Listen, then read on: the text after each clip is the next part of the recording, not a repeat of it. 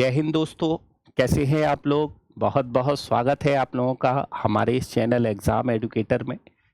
तो 365 days concept clear class प्रतिदिन 9:30 बजे आप लोगों के लिए मैं लेकर आया हूं, ये जिसमें क्या है कि मैं आप लोगों के लिए एक कॉन्सेप्ट क्लियर करता हूं प्रतिदिन, उस पर बेस्ड होकर एमसीक्यू कराता हूं। मेन उद्देश्य ये है कि आगामी परीक्षा में आप गलतियां ना करें। और अगर आप प्रतिदिन इकोनॉमी के संदर्भ में एक छोटी सी क्लास करते रहते हैं तो आपके अध्ययन में इकोनॉमी सब्जेक्ट भी जुड़ा रहेगा। कहीं ऐसा ना हो जाए कि एक पोर्शन पर हम ज़्यादा ध्यान दे जाएं और दूसरे पोर्शन पर ध्यान ना दें, तो इस तरह की प्रॉब्लम ना क्रिएट हो, इसीलिए मैं ये 365 डेज कॉन्सेप्ट क्लियर क्लास लेकर आया हूं। और ये लगातार चलेगी 365 दिन। आगामी परीक्षाओं को ध्यान में रखकर इस पर कार्य किया जा रहा है, जैसे यूपीएससी है, बीपीएससी है, यूपीपीसीएस है। इन परीक्षाओं पर ध्यान में रखकर हम ये क्लास ले रहे हैं कि वहां जितने भी महत्वपूर्ण प्रश्न हो सकते हैं उनको कवर कर लें। तो आज की ये शब्दावली है जिसका नाम है लेजेस फेयर। ये शब्द अखबारों में आपने अक्सर देखा होगा। 1991 के बाद में जब भारत में आर्थिक सुधार हुए तो आर्थिक सुधार की इस प्रक्रिया के अंतर्गत उदारीकरण की नीति अपनाई गई, वैश्वीकरण की नीति अपनाई गई और निजीकरण की नीति अपनाई गई। तब फिर ये शब्द बड़ी चर्चा में उभरता हुआ दिखाई दिया भारतीय इकोनॉमी में। ऐसा नहीं था कि वैश्विक स्तर पर यह शब्द नया था, ये शब्द नया नहीं था वैश्विक स्तर पर, लेकिन भारतीय परिप्रेक्ष्य में अचानक से 1991 के बाद में इस पर बड़ी जोरों से चर्चा होने लगी। और आजकल मीडिया में इस तरह की भी चर्चा हो रही है क्या कि भारत लेजेस फेयर की तरफ क्या जा रहा है? क्या भारत ने अपनी इस तरह की रणनीति अपना ली है कि वो लेजेस फेयर की तरफ बढ़ते हुए आगे बढ़ रहा है? तो वास्तव में ये शब्द है क्या? है क्या? तो इसी पर आज चर्चा करेंगे हम लोग। लेजेस फेयर पर चर्चा करेंगे कि है क्या और लेजेस फेयर से क्या नुकसान है और क्या इसके फायदे हो सकते हैं लेजेस फेयर से। इसके एमसीक्यू देख लेंगे कि भाई इस पर क्या क्या एमसीक्यू बन सकते हैं, जिससे आपका जो एक कॉन्सेप्ट और जुड़ जाए आपकी पूरे के पूरे तैयारी में। तो लेजेस फेयर के बारे में समझ लीजिए क्या कि लेजेस फेयर कहता है को अपनी जो नीतियां हैं उन नीतियों के माध्यम से बाजार में हस्तक्षेप नहीं करना चाहिए। मतलब एक तरह से अहस्तक्षेप की नीति को लेजेस फेयर के रूप में जाना जाता है। ये एक फ्रांसीसी शब्द है और यह सिद्धांत मानता है कि बाजार की जो शक्तियां हैं, जैसे मांग और पूर्ति की शक्तियां हैं, वो वास्तव में स्वयं संचालित होनी चाहिए, उसमें किसी का भी हस्तक्षेप नहीं होना चाहिए। मतलब मांग और पूर्तियों की शक्तियां स्वयं से संचालित होंगी, तो सरकार की उसमें भूमिका नहीं होनी चाहिए, अगर हो भी तो ना के बराबर हो। तो उस तरह की बात करता है लेजेस फेयर। लेजेस फेयर उस तरह की बात करता है। ये ना के बराबर वाली जो भूमिका वाला जो कॉन्सेप्ट है 1930 के बाद निकल कर आया। ये जब वैश्विक मंदी आई तो वैश्विक मंदी के बाद में अचानक से कहा गया नहीं, थोड़ा बहुत तो हस्तक्षेप जरूरी है। अर्थात खुली अर्थव्यवस्था के संदर्भ में इस कॉन्सेप्ट को लाया गया था, लेजेस फेयर को। और खुली अर्थव्यवस्था के संदर्भ में मंदी से निकलने, मंदी आने में एक बहुत बड़ा रोल जब इसका देखा गया लेजेस फेयर का, तब फिर इसमें हस्तक्षेप की नीति अपनाने की बात कही गई कि नहीं, सरकार को इस पर काम करना चाहिए। तो आज इसी बात पर चर्चा होगी आप लोगों से, लेजेस फेयर पर। ठीक है, तो मैंने एक साधारण रूप से आप लोगों को यह समझा दिया कि लेजेस फेयर है क्या। लेजेस फेयर का मतलब होता है, फ्रांसीसी शब्द है जिसका अर्थ होता है अकेला छोड़ दो या करने दो। करने दो, उसको अकेला छोड़ दो, उसमें इंटरफेरेंस मत करो। अर्थात राज्य या सरकार को अर्थव्यवस्था में हस्तक्षेप नहीं करना चाहिए, और अगर करे भी तो न्यूनतम। न्यूनतम की बात मैंने कहा बहुत बाद में आई। ठीक है, हस्तक्षेप नहीं करना चाहिए, स्वयं करने दो। अर्थात एक ऐसी नीति या सिद्धांत को संदर्भित करता है ये, जिसमें आर्थिक मामलों में सरकारी हस्तक्षेप का विरोध करता है। और ये पूंजीवादी जो है संकल्पना का एक सिद्धांत है।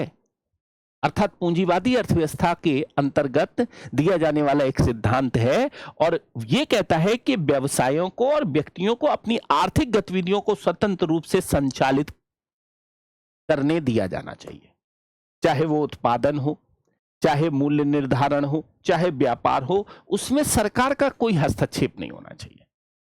उसमें सरकार का कोई हस्तक्षेप नहीं होना चाहिए। ये इस सिद्धांत के रूप में काम करता है लेज़र फेयर। तो इतनी बात तो आपको समझ में आनी चाहिए, आ गई होगी क्या कि लेज़र फेयर क्या है। मतलब सरकार के हस्तक्षेप को कम करने की बात है या सरकार के हस्तक्षेप को बिल्कुल समाप्त करने की बात है। बाजार जब संचालित होता है तो उसमें सरकार को हस्तक्षेप नहीं करना चाहिए, इस तरह की बात करता है लेज़र फेयर। अब लेज़र फेयर में अगर देखा जाए तो कुछ बातें छुपी हुई होती हैं लेज़र फेयर के अंतर्गत। जैसे लेज़र फेयर में क्या होता है, व्यक्तिगत स्वतंत्रता की बात करता है लेज़र फेयर। यह कहता है क्या कि समाज के निर्माण में व्यक्ति की एक बहुत बड़ी भूमिका होती है। ये आप जानते ही हैं, समाज का निर्माण ही एक तरह से व्यक्तियों से होता है, तो समाज के निर्माण में व्यक्तियों की बड़ी भूमिका होती है। और ऐसी स्थिति में अर्थव्यवस्था में व्यक्तियों को व्यक्तिगत स्वतंत्रता पर ध्यान देना चाहिए। अर्थात आर्थिक निर्णय लेने के लिए कोई व्यक्ति पूर्णतः स्वतंत्र होना चाहिए, उसमें कोई हस्तक्षेप नहीं होना चाहिए। इस बात को समाहित करता है लेज़र फेयर और कहता है कि बाजार का स्वयं नियमन होना चाहिए, अर्थात उसमें कोई इंटरफेरेंस नहीं। मतलब अगर कीमतों का निर्धारण हो तो मांग और पूर्तियों की शक्तियों के माध्यम से हो, उत्पादन का एक तरह से निर्धारण हो तो कुशलता कितनी अच्छी आ सकती है वो स्वयं निर्धारण करे। और ऐसी कंडीशंस में जब स्वयं नियमन करने की शक्ति उनके अंदर समाहित कर दी जाती है तो बाजार में प्रतिस्पर्धा उत्पन्न होनी शुरू हो जाती है। और उस प्रतिस्पर्धा के बीच में सरकार को हस्तक्षेप नहीं करना चाहिए, स्वयं एक तरह से यहां पर बाजार को संचालित होने दीजिए। तीसरा, सीमित सरकार के रोल की बात करता है। वो कहता है क्या कि सरकार की भूमिका केवल व्यक्तिगत अधिकारों की रक्षा, अनुबंधों को लागू करने और शांति व्यवस्था को बनाए रखने तक सीमित होनी चाहिए। अगर सरकार की जो भूमिका है वो बाजार में ना होकर कहां हो, व्यक्तिगत अधिकारों की रक्षा के लिए, अनुबंधों को लागू करने के लिए, शांति व्यवस्था को बनाए रखने की इतर तक सीमित होनी चाहिए। अर्थव्यवस्था में सरकार का कोई प्रत्यक्ष हस्तक्षेप नहीं होना चाहिए, जैसा कि कर लगाना, नियम बनाना या सब्सिडी देना, कुछ नहीं होना चाहिए। इस तरह की बात करता है, तो सीमित सरकार को एक्सेप्ट करता है लेज़र फेयर। और सबसे बड़ी बात है, मुक्त व्यापार की बात करता है, अर्थात लेज़र फेयर नीतियां व्यापार बाधाओं अर्थात आयात शुल्क को समाप्त करने और अंतर्राष्ट्रीय व्यापार को स्वतंत्र रूप से चलाने की वकालत करता है लेज़र फेयर। तो इस तरह के सिद्धांतों पर आधारित लेज़र फेयर काम करता है। तो चारों सिद्धांत आपको याद रहेंगे कॉन्सेप्ट के रूप में। व्यक्तिगत सिद्धांत के रूप में काम करता है, ये बाजार की स्वनियमन की बात करता है, सीमित सरकार की बात करता है और मुक्त व्यापार की बात करता है। चारों बातों को आपको बहुत अच्छी तरीके से समाहित करते हुए याद रखना है। अब आपके दिमाग में ये चल रहा होगा कि ये संकल्पना आई कैसे। वैश्विक स्तर पर पूंजीवादी अर्थव्यवस्था का जब फैलाव होना शुरू हुआ, तो पूंजीवादी अर्थव्यवस्था का जब फैलाव होना शुरू हुआ तब इस तरह की संकल्पना निकलना आना शुरू हुई। 17वीं 18वीं शताब्दी में यूरोप में राज्य की जो भूमिका थी वो धीरे धीरे एक तरह से कम होना शुरू हुई। जो राज्य की भूमिका थी, पहले बहुत ज्यादा राज्य की भूमिका थी, राज्य का ही नियंत्रण हुआ करता था। तो राज्य का ही नियंत्रण हुआ करता था, तो ऐसी कंडीशंस में राज्य के नियंत्रण की बात जब थी तो धीरे धीरे कम हुई। और कम करने के बीच में कहा जाता है क्या कि कुछ सिद्धांत प्रतिपादित किए जाने लगे कि राज्य की भूमिका अगर कम होगी तो उसके लाभ दिखाई देंगे। कुछ बातें समाहित की जाने लगी राज्य की भूमिका की बात पर। अब जब कुछ बातें एक तरह से समाहित की जाने लगी तो फ्रांस के व्यापारी, फ्रांसीसी व्यापारी थे विंसेंट डी गार्ने। विंसेंट डी गार्गे ने एक प्रसिद्ध वाक्य उनके द्वारा दे दिया गया, लेजर फेयर और लेजर पासर, अर्थात लेट टू और लेट पास, अर्थात जाने दो छोड़ दो, जाने दो छोड़ दो। इस तरह की बात उनके द्वारा रिप्रेजेंट की गई। अब फ्रांस के मामलों के ये एक तरह से जो थे इंडिटेंट ऑफ कॉमर्स थे, अर्थात नियंत्रक थे फ्रांस के मामलों के विंसेंट डी गार्ने। जब उनके द्वारा ये बात कही गई तो फिर ऐसी कंडीशंस में चर्चा होने लगी कि भैया वास्तव में क्या है, राज्य का हस्तक्षेप होना चाहिए या नहीं होना चाहिए। इस तरह की चर्चा होनी शुरू हो गई। ये फ्रांस के व्यापार मामलों के नियंत्रक थे विंसेंट डी गार्ने, और जब चर्चा होनी शुरू हो गई तो ऐसी कंडीशंस में कहा जाता है कि ये उठने लगा कि भाई ये कैसे हुआ, कैसे हुआ, कैसे होना चाहिए। वास्तव में अगर देखा जाए तो वे फिजियोक्रेट्स की विचारधारा से प्रभावित थे और वे जो मानते थे कि प्राकृतिक नियम के अनुसार अर्थव्यवस्था स्वयं संतुलित कर सकती है, उसमें हस्तक्षेप नहीं होना चाहिए। फिजियोक्रेट वो कहते हैं कि प्राकृतिक नियमों के अनुसार अर्थव्यवस्था स्वयं संचालित हो सकती है, इसमें किसी भी हस्तक्षेप की आवश्यकता नहीं। वो कहते हैं कि व्यापारियों और उत्पादकों को अपने निर्णय लेने दें। फिर अनावश्यक एक तरह से नियंत्रण, लाइसेंसिंग और टैक्स प्रणाली को हटाया जाए और बाजार की स्वतंत्र गतिशीलता को बाधित ना किया जाए। इस तरह की वैश्विक स्तर पर विचारधाराएं चल रही। अब जब वैश्विक स्तर पर विचारधाराएं चल रही हैं तो उसी समय कहा जाता है कि जो एडम स्मिथ है, फादर ऑफ इकोनॉमिक्स, उन्होंने इस विचारधारा को और मजबूती से रख दिया, मजबूत कर दिया और मजबूती से कर दिया। और फिर उनके द्वारा इस विचारधारा में एक नया कॉन्सेप्ट जोड़ा गया। वो कहते हैं क्या, अर्थव्यवस्था में अदृश्य हाथ होता है, अदृश्य हाथ होता है और अदृश्य हाथ होता है जिससे अर्थव्यवस्था संचालित होती है। इसलिए अर्थव्यवस्था में किसी के भी हस्तक्षेप की आवश्यकता नहीं। एडम स्मिथ अपनी किताब जो है वेल्थ ऑफ नेशन में इस बात को बड़ी अच्छी तरीके से प्रचारित करते हैं कि राज्य का हस्तक्षेप जरूरी नहीं है, क्योंकि अर्थव्यवस्था स्वयं संतुलित होती है और अर्थव्यवस्था में एक जो अदृश्य हाथ है, इनविजिबल हैंड है, वो अपने आप संतुलन स्थापित करता है। अब आपके दिमाग में चल रहा होगा कि ये इनविजिबल हैंड क्या है, अदृश्य हाथ क्या है। इस तरह की विचारधारा आपके दिमाग में चल रही हो। अदृश्य हाथ, अदृश्य हाथ क्या है? वह प्रक्रिया जिसके माध्यम से व्यक्ति अपने निजी लाभ के कार्य करते हुए बाजार की आपूर्ति मांग पूर्ति के आधार पर संसाधनों का ऐसा आवंटन करता है जो सामूहिक हित भी सुनिश्चित हो जाते हैं, भले ही वह ऐसा करने का इरादा ना रखता हो। मतलब अगर आप कह रहे हो कि राज्य की भूमिका होनी चाहिए क्योंकि वो कल्याणकारी अर्थव्यवस्था को डेवलप करेगा, तो कहते नहीं, ऐसा नहीं है। अर्थव्यवस्था में एक असंतुलन हाथ है। व्यक्ति अपने निजी लाभ के लिए काम करेगा और व्यक्ति जब अपने निजी लाभ के लिए काम करेगा और मांग आपूर्ति के आधार पर संसाधनों का जब आवंटन करता है तो ऑटोमेटिकली क्या होता है कि वेलफेयर सुनिश्चित हो जाता है, उससे वेलफेयर सुनिश्चित हो जाता है। भले ही वो एक तरह से वेलफेयर करने का इच्छुक हो या ना हो, तो वेलफेयर की चिंता ना करो राज्य, इसमें हस्तक्षेप की जरूरत नहीं है। चलने दो मांग और पूर्ति के सिद्धांत पर हस्तक्षेप की नीति के अनुसार अर्थव्यवस्था है। अब कैसे वो समझा रहे हैं, किस तरह से समझा रहे हैं, उसको बहुत अच्छी तरीके से समझ लीजिए। वो कहते हैं कि इनविजिबल हैंड कैसे बनता है। जैसे एक किसान गेहूं उगाता है ताकि वो अधिक मुनाफा कमा सके, वह बाजार की मांग और कीमतों को देखकर उत्पादन करता है, ठीक। इस प्रक्रिया में समाज को भोजन उपलब्ध होगा तो सामाजिक हित पैदा होंगे, क्योंकि मांग और पूर्ति के आधार पर कीमत निर्धारित होगी तो वो पैदा करेगा तो भोजन को उपलब्ध करा देगा तो सामाजिक हित होंगे। किसान को लाभ होता है क्योंकि यह व्यक्तिगत हित होते हैं, और कीमतें द्वारा नियंत्रित होती है बाजारें तो स्वचालित संतुलन स्थापित हो जाता है। तो तीनों ही एक तरह से यहां पर प्राप्त हो गए।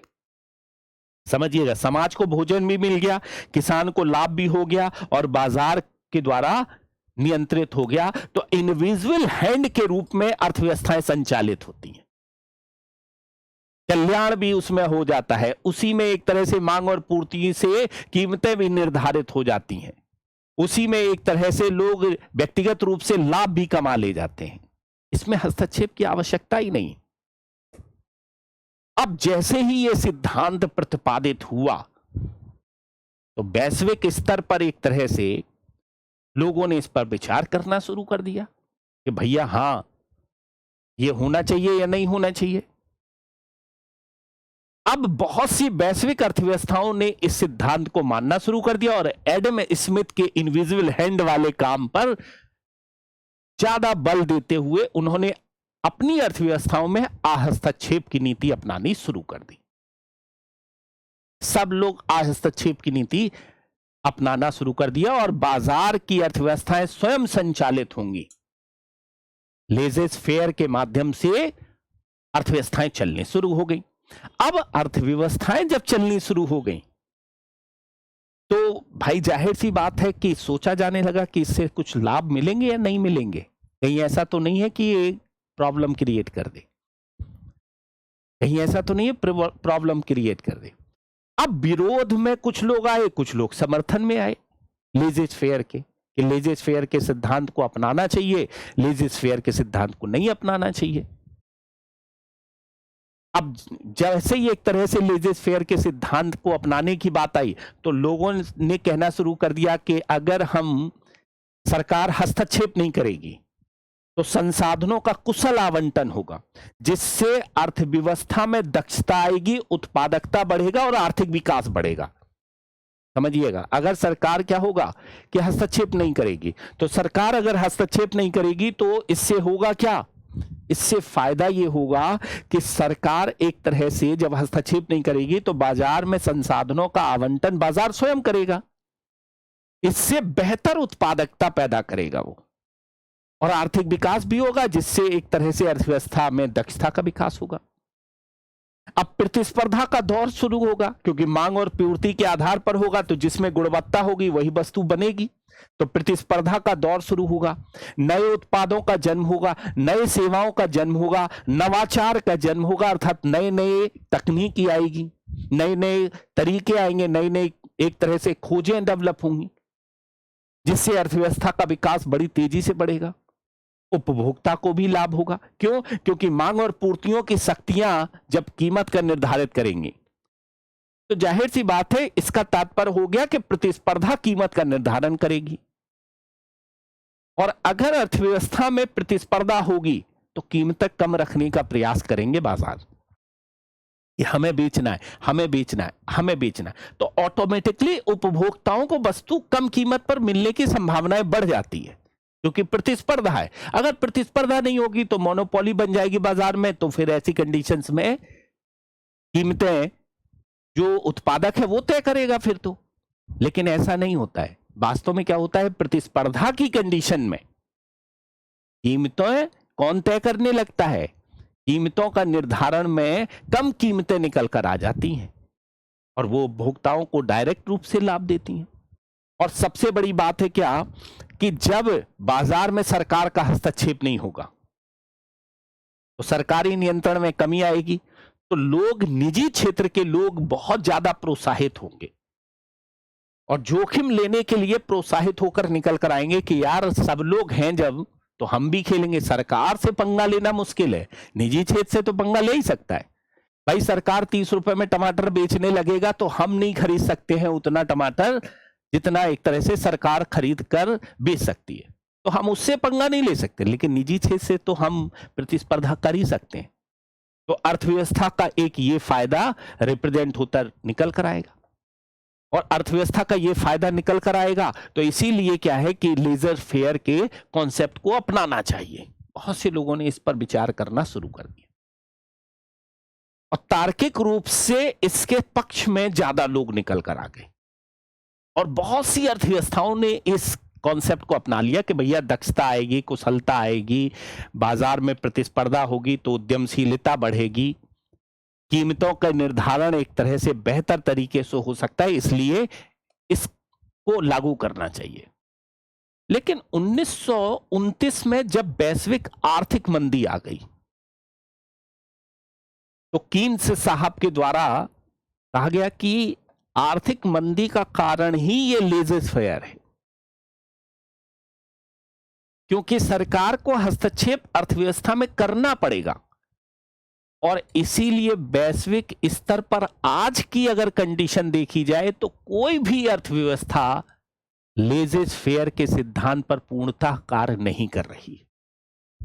सभी अर्थव्यवस्थाओं ने कहीं ना कहीं लेजर फेयर के सिद्धांत को छोड़ा, पूंजीवाद के सिद्धांत को छोड़ा और उसके स्थान पर मिश्रित अर्थव्यवस्था वाले सिद्धांत को अपनाने की बात कही गई कि भाई हम मिश्रित अर्थव्यवस्था को अपनाएंगे।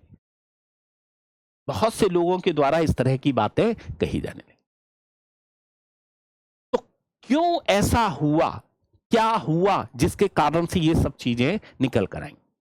क्योंकि बाजार वस्तुओं की सप्लाई कर रहा था, अचानक से क्या हुआ, अर्थव्यवस्था में सप्लाई बढ़ गई, डिमांड कम हो गई।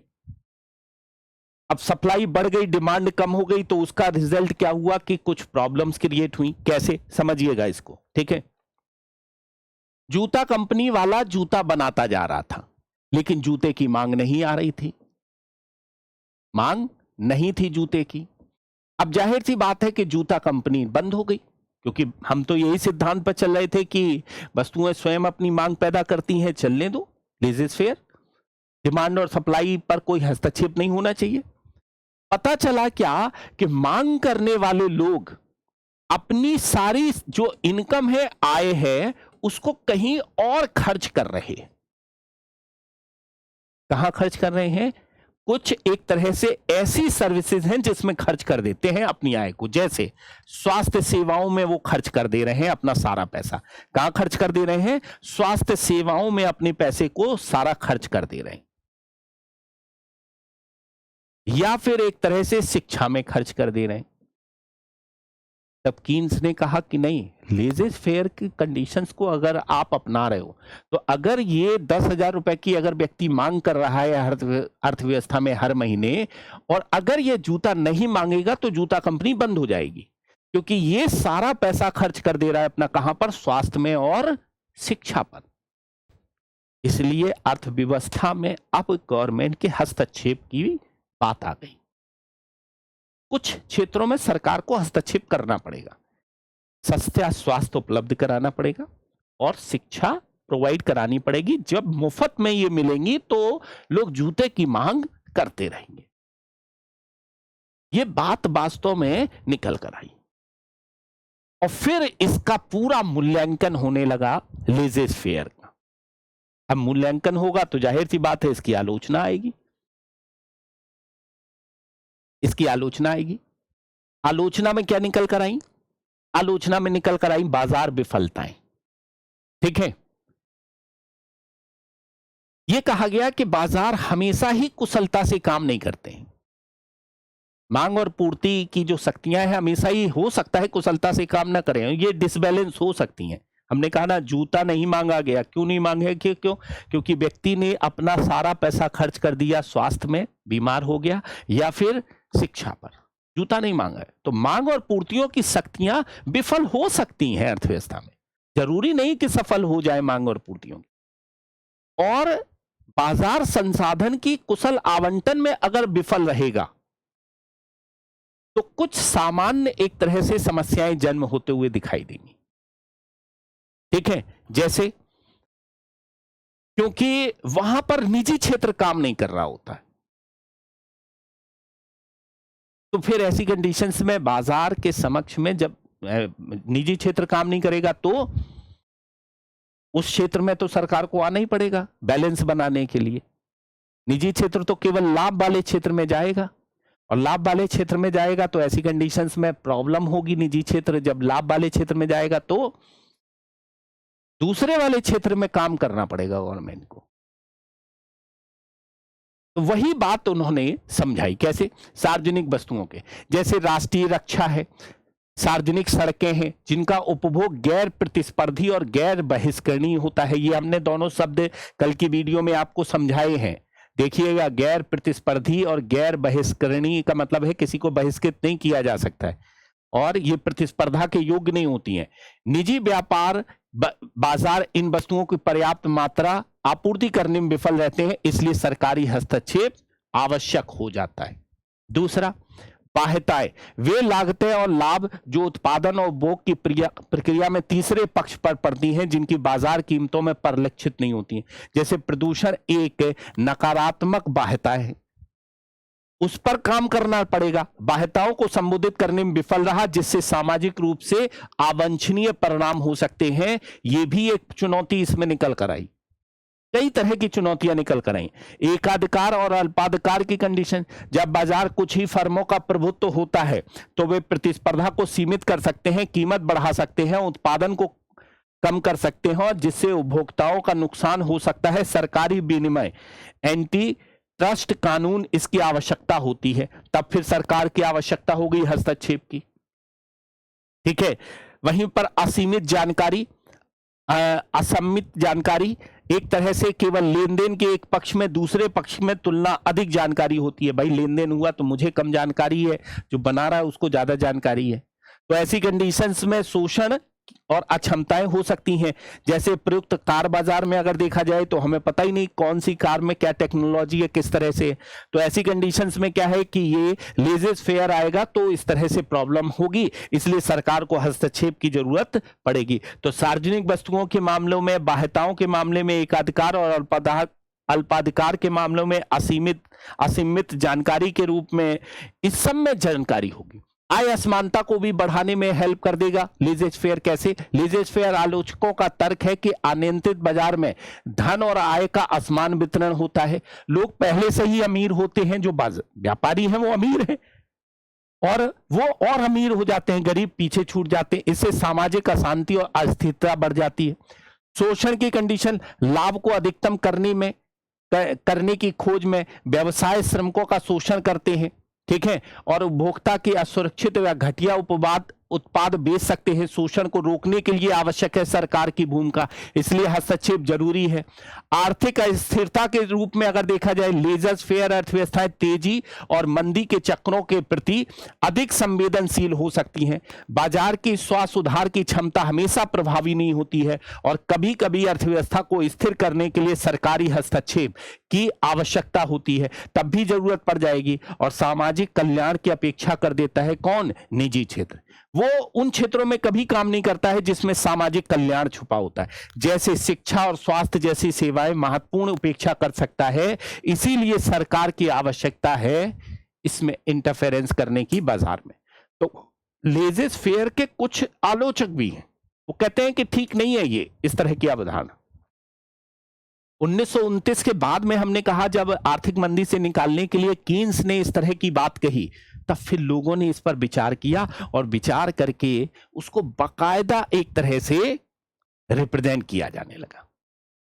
अब आपके दिमाग में ये चल रहा होगा क्या कि वास्तव में आज लेजेस फेयर का सिद्धांत कहीं दिखता है? तो मैं आपको बता दूं कि 100% तो लेजेस फेयर का सिद्धांत अभी कहीं नहीं है, विश्व में कहीं नहीं है लेजेस फेयर का सिद्धांत 100% तो। लेकिन अगर हम बहुत बारीकी से अध्ययन करें तो सरकार लेजेस फेयर की तरफ बढ़ते हुए दिखाई दे रही है। जैसे करों में कटौती कर रही है, क्योंकि कर लगाने की बात नहीं करता है, वहां पर करों में कटौती धीरे धीरे क्या कर रही है? सरकार करती जा रही है। दूसरा, जो व्यापार और उद्योगों के संदर्भ में है, उसमें भी क्या है? नियम कानून को धीरे धीरे हटाते हुए जा रही सरकार, कम करते हुए जा रही। निजीकरण की नीति भी सरकार अपनाती जा रही है। आपने देखा, यह भी लेजेस फेयर का ही उदाहरण है। वैश्विक बाजार में मुक्त व्यापार समझौते मुक्त व्यापार समझौते जैसे हैं वो WTO के जो है वो भी उससे प्रभावित है लेजेस फेयर का। WTO लेजेस फेयर के सिद्धांत को अर्थात पूंजीवाद के लेजेस फेयर सिद्धांत पर काम करता है। और सबसे बड़ी बात है कि आजकल आपने एक नाम सुना होगा क्रिप्टो करेंसी, नाम सुना है क्रिप्टो करेंसी? तो क्रिप्टो करेंसी बिटकॉइंस जो है वो भी डिजिटल मुद्रा जो है वो आज लेजिस फेयर के सिद्धांत पर काम कर रही है। उस पर कोई सरकारी एक तरह से नियंत्रण नहीं है, कोई केंद्रीय नियंत्रण नहीं है। अब वो अलग बात है कि आपने कह दिया कि उस ऐप को ही बंद कर दोगे तो बंद हो पाएगा, नहीं तो बंद नहीं हो पाएगा। नहीं तो हम भी खरीद सकते हैं, कोई भी खरीद सकता है, बिटकॉइंस वगैरह चल रहे हैं ऐप, तो उस पर कोई नियंत्रण नहीं है। तो लेजेस फेयर का एक ये भी उदाहरण है। तो करों में कटौती है आज आधुनिक रूप से, व्यापार और उद्योगों में नियम कानून से हटने की बात है, निजीकरण की बात है, व्यापार और मुक्त व्यापार समझौते में अगर देखा जाए और क्रिप्टो करेंसी में तो सबसे बड़ा हमको एक तरह से देखने को मिल रहा है लेजेस फेयर। अगर इससे संबंधित चीजें क्वेश्चंस मिलाकर आपसे पूछ लिया जाए तो आप इस बात को लेकर चलेंगे कि WTO लेजेस फेयर के सिद्धांत पर काम करता है, तो वहां पर आप हां करेंगे उसको, ठीक है। नहीं तो ये एक तरह से क्या होगा, जो कॉन्सेप्ट मैंने समझाया उससे संबंधित क्वेश्चन गलत ना हो जाए। आपको बड़े बारीकी से एक एक लाइन को देखते हुए समझते हुए चलना है। इसीलिए मैं PPT लगा देता हूं कि आपको कोई भी समस्या ना हो पढ़ने में। PPT लगाने का मेन उद्देश्य ही ये है कि आपको समझने में, पढ़ने में कोई एक तरह से प्रॉब्लम ना हो, ठीक है। तो लेजेस फेयर की नीति मुख्य रूप से किससे संबंधित? सामाजिक न्याय और असमानता को बढ़ावा देने के लिए, अर्थव्यवस्था में सरकारी हस्तक्षेप को न्यूनतम करने पर केंद्रित है, याद रखेंगे, ठीक है। तो आंसर क्या होगा? 20 का आंसर होगा, ठीक है। निम्नलिखित में से, ठीक है, कौन सा सिद्धांत लेजर फेयर अर्थव्यवस्था का एक अंतर्निहित पहलू नहीं है? अंतर्निहित पहलू नहीं है, कौन सा एक तरह से अंतर्निहित पहलू नहीं है, इस सिद्धांत के संदर्भ में पूछा गया है, ठीक है। तो आंसर है क्या? मुक्त व्यापार और प्रतिस्पर्धा है, लेजेस फेयर में शामिल किया गया है कि मुक्त व्यापार होना चाहिए, प्रतिस्पर्धा होनी चाहिए, निजी संपत्ति का अधिकार होने चाहिए, अर्थात निजी संपत्ति का अधिकार होने चाहिए, व्यापक सरकारी विनिमय, सरकारी विनिमय की बात नहीं करता है लेजेस फेयर, इसमें कहता है हस्तक्षेप नहीं होना चाहिए, ये विनिमय की बात कर रहा है। मुक्त व्यापार की नीति अपनाने की बात है, तो यहां पर विनिमय अर्थात रेगुलेट करने की बात है, तो इसके अंतर्निहित पहलू नहीं है, तो क्या होगा? व्यापक सरकारी विनिमय यहां पर आंसर के रूप में रिप्रेजेंट होगा, ठीक है। एडम स्मिथ के अदृश्य हाथ का सिद्धांत किस आर्थिक अवधारणा के निकटता से जुड़ा है? अदृश्य हाथ, अपने आप संतुलन स्थापित हो जाएगा, कल्याणकारी रूप अपने आप डेवलप हो जाएगा, ठीक है। तो इस तरह से बात है। कौन से, किससे संबंधित है? लेजेस फेयर से संबंधित है, याद रखेंगे, ठीक है। लेजेस फेयर नीति का एक संभावित आलोचना क्या है? संभावित आलोचना क्या है लेजेस फेयर नीति का? फटाफट यहां पर जवाब दीजिएगा। यह नवाचार और दक्षता को प्रोत्साहित करता है, यह आय असमानता और सामाजिक अन्याय को बढ़ा सकता है, ठीक है। आलोचना पूछी गई, तो यह आय असमानता और सामाजिक अन्याय को बढ़ा सकता है। आलोचना तो यही है, अभी हमने देखा आलोचना, ठीक है। तो इसका आंसर आप क्या लगाएंगे? ये लगाएंगे। जॉन मेनार्ड कीन्स ने किस आर्थिक सिद्धांत के विरोध में अपना विचार प्रस्तुत किया था? तो जॉन मेनार्ड कीन्स के द्वारा लेजेस फेयर के संदर्भ में अपना सिद्धांत प्रस्तुत किया, मैंने आपको ये क्वेश्चन में बता दिया है, याद रखेंगे, ठीक है। नेक्स्ट है, निम्नलिखित में से कौन सा बाजार विफलता का एक उदाहरण है जो लेजेस फेयर अर्थव्यवस्था में संबोधित करना मुश्किल हो सकता है? लेजेस फेयर अर्थव्यवस्था में संबोधित करना मुश्किल हो सकता है, फटाफट एक तरह से बताइएगा इसका क्या जवाब होगा यहां, ठीक है।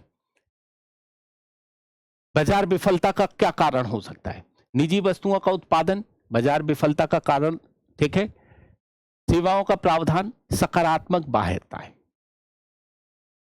सी इसका सही आंसर होगा यहां, ठीक है।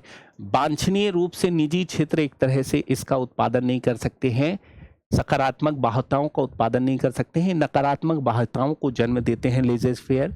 जैसे टीकाकरण नहीं कर सकते, ये पर्यावरण के संदर्भ में कुछ अच्छा काम नहीं कर सकते, सकारात्मक बाध्यताओं को उत्पन्न नहीं कर सकते हैं। वास्तव में अगर देखा जाए ये निगेटिव बाध्यताओं को उत्पन्न करते हैं लेजर स्फीयर। सरकार के हस्तक्षेप के बिना एक तरह से विफलताओं को सही करना बड़ा मुश्किल है, ऐसा माना जाता है लेजर स्फीयर का। तो वहां पर हस्तक्षेप की जरूरत है।